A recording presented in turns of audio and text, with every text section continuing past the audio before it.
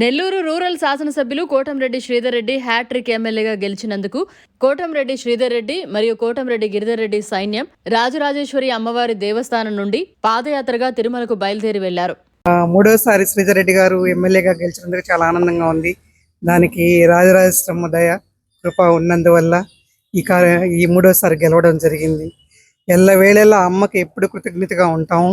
అదేవిధంగా శ్రీధర్ రెడ్డి గారు మూడోసారి గెలిస్తే నరేష్ వాళ్ళ బృందం అందరూ కలిసి కాలినడకన ఇక్కడి నుంచి తిరుమలకు వస్తానని మొక్కున్నారు. వాళ్ళు ఈరోజు బయలుదేరుతున్నారు.